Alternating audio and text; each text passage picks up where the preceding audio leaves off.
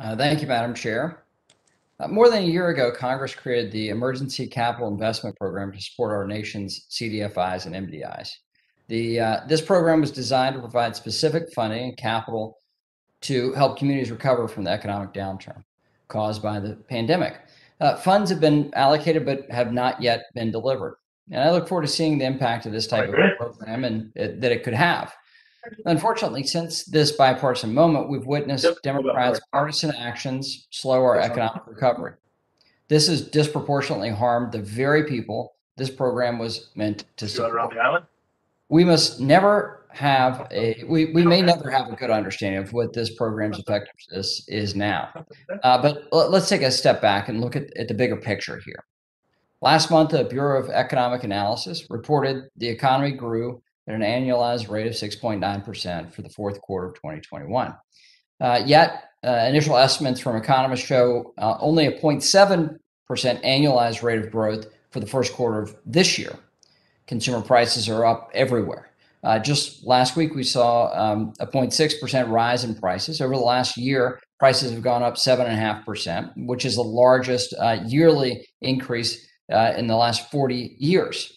So if your wages have not increased by more than 7.5% over the last year, and I venture to say that most Americans haven't experienced that, then inflation has wiped away any wage gains they've made. For example, the Social Security Administration increased the cost of living adjustment to 5.9% over 2022. For the 70 million Americans receiving benefits, this is a monthly net loss. So what do all these stats mean?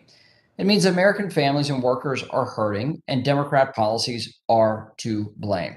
If you don't believe me, let's look at a few more examples. Until last Monday, the labor force participation rate remained stagnant under this administration. Consumer sentiment fell through January, sinking to its lowest level since November of 2011. Overall confidence in the government's economic policies is at its lowest level since 2014. Oh, and the national debt has surpassed $30 trillion on top of that. And we don't have a government funding deal either. We can't spend our way out of this mess, though. We're also seeing the impacts of anti-competition regulatory policies, where Democrat policies seek to control consumer choices rather than fostering a competitive environment. Take fintech firms and non-bank lenders. For the unbanked and underbanked consumers, small businesses, and underserved communities, innovative financial products can be a lifeline. We should be doing everything we can to promote regulatory clarity for financial institutions and fintech partnerships to create a more inclusive financial system. Last week, the Federal District Court of Northern California affirmed the OCC's valid when made doctrine, further providing important regulatory clarity. This is positive, but much more needs to be done. So as we discuss the impact of CDFIs and MDIs, we cannot lose sight of the bigger picture here and the work that remains to return our economy to the record growth experienced before the pandemic. And with that, I yield back.